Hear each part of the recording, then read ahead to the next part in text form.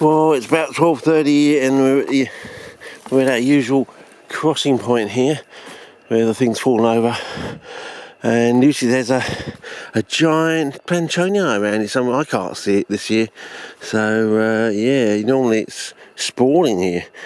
Yeah, it's pretty unusual unless it's just around the corner there. But I'll have a quick squeeze for it. Just putting my clock in this pocket here if I can. Yeah. And see if I can, yeah, that will do. That will, hang on. Yeah. There we go, that's better. Oh, I might even put the can away too. Oh, sorry fella. It's a slow day. Right.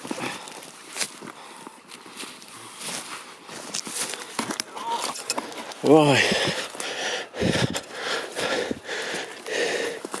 Yeah, there's some more wicks around there, but a few wicks on the road. But can't see this giant planchy.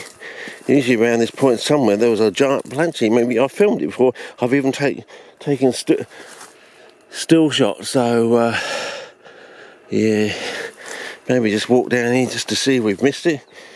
And there's probably people yelling out in the corner, "Oh, it's there! It's on the left! It's on the right!" or something. Totally missing it. Tea trees about to be flowering, and usually they get to the peak around about the 3rd week of October when the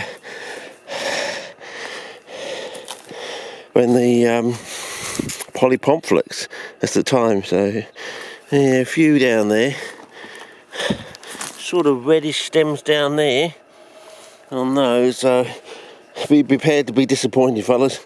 These black Stemmed-AURICS might not be truly black stems, or they may be just a quirk of the soil or the quirk of the time of the year. So I can't see. Can you see that giant planchy? Well, here's another. Here's another tree. It could have been around here somewhere. I can't see it, fellas, and I'm not going to wait around. I don't think. I think it's time to get on and over and get onto our goal of going back to the area of the black Stemmed-AURICS and having a sniff around there, sort of thing. Yeah.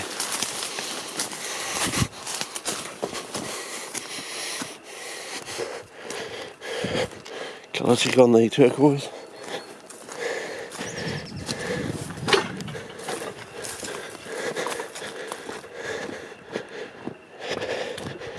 And we're off and running, I think. Oh, it's noticeably cool here, fellas. Noticeably cool. Oh yeah, pinky and pinky white ones. Flowers I did.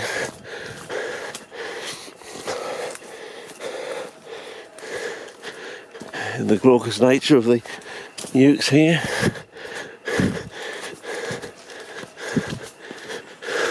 Now what we've learnt from previous... Oh, orchids up for you, here we go. Donkey orchids. Put your hand behind them, Richard, there we go. What do you think? Bit past the prime? Or is it because we've had rain? Oh yeah, look at these, they're going into dormancy already. The wits, that's early. Oh yeah, they're going into dormancy. Okay, back to... Now we know that when we come to these rocky pieces on the side here, there's a green swamp down there, basically, so there'll probably be a small one down there, but we go to this big one down here.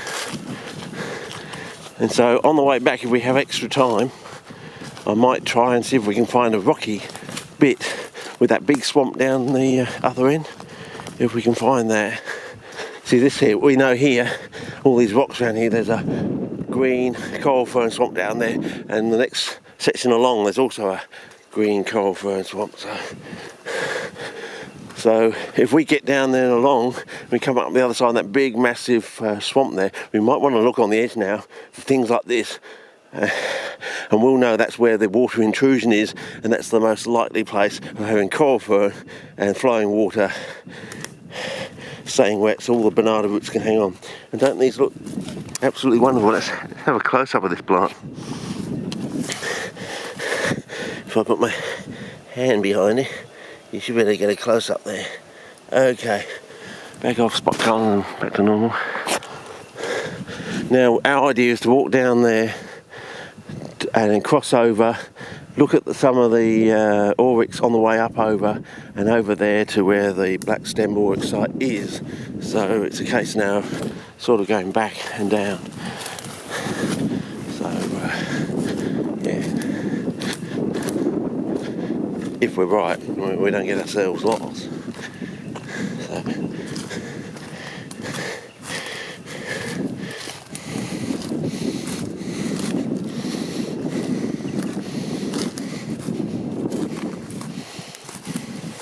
Yeah, Epaquus there, and we have gone along in 780p in the past along there, and you might want to look those clips up. They're only 780p, but you know that's what YouTube ought to be able to do, is take your old footage and copy in extra pixels to actually increase the size. I mean, surely that's like a copy and paste system. Surely, is that too easy for a computer nerd to do? And so they're bored with it. It's too easy, and therefore they haven't done it. It's a bit like, we're going to find that what's gone on with voice actuation. It's too easy, so no one's actually bothered to do it. They've always thought someone else has done it.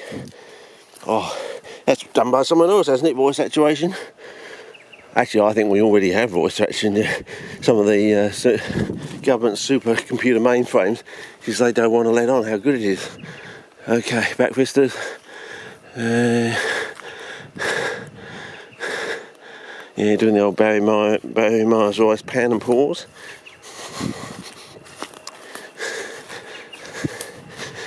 Yeah, the panning gives you the landscape vista, and the pausing gives you the detail. So, you know, you get the scope with the pan.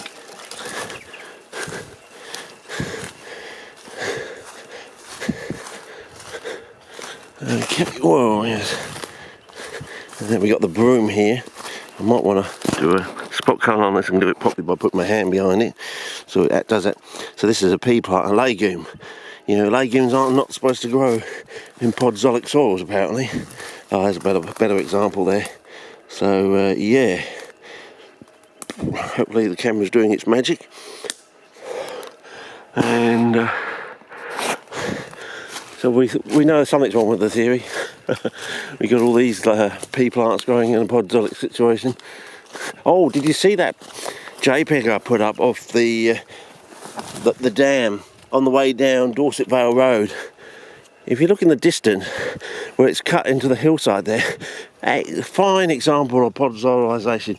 You had the iron oxide stuff below, and above that you had the white and black to grey zone above, you know, the north horizon, followed by the so-called bleached white sand underneath that, the so-called iron oxide laterite sort of thing. Because, you know, podzolization is basically the seesaw opposite of lateralization. You know, podzolization, it goes, the iron and the amine go down. With lateralization, the iron and the amine go up. So yeah, back vistas. And if you notice, though, things haven't really changed that much. All the trees are basically in the same place, even if we have a bushfire. Nothing moves or runs away. So yeah, that's really different, and it's like that with our rainforest. You know, our rainforest burns down, it goes back. Overseas, tropical rainforests don't do that. So that's why I get all, you know, a bit uppity about all these, you know, places that, you know, chop down the rainforest for the oil palm sort of thing, because you know none of that is coming back. It's never going to look the way it did before. Whereas here, different situation, almost will look identical. Everything almost comes back in the same place, sort of. So yeah, amazing. So anyway, we're just going to walk through here, down there, and down to that little creek line to the dam, and cross over the wall down onto the area and to the black-stemmed oryx sort of thing. And we should start picking up oryx on the ground as we get closer and closer to the area. And I don't know, be prepared to be disappointed, fellas, you know, because one, we've had have they come up for first starter, you know, driest June, warmest winter on record. Yeah. Oh, there you go, there's another one you can. How about this? What do you think of that, fellas? Yeah. So that's different, isn't it? Look at that. So you never know what you're going to find out in the Aussie bush. As I keep telling people, we only need one more genus here in southern Aberland or Australia for CPs, and we be in the Guinness Book of Records every year permanently. We just have a whole page there, just never changes basically. But we're short of that one genus to give us the top ranking every single year, year in, year out. So, but they're finding new stuff every year. So all they need is to find a hardy sort of Mexican-like pinguicula out here, growing somewhere. Only comes up during the wear, but looks like a Mexican or something like that. Goes down underground during the dry or something, don't even know it's there, and bingo, we're in the Guinness Book of Records. All we need is another Reappraisal-like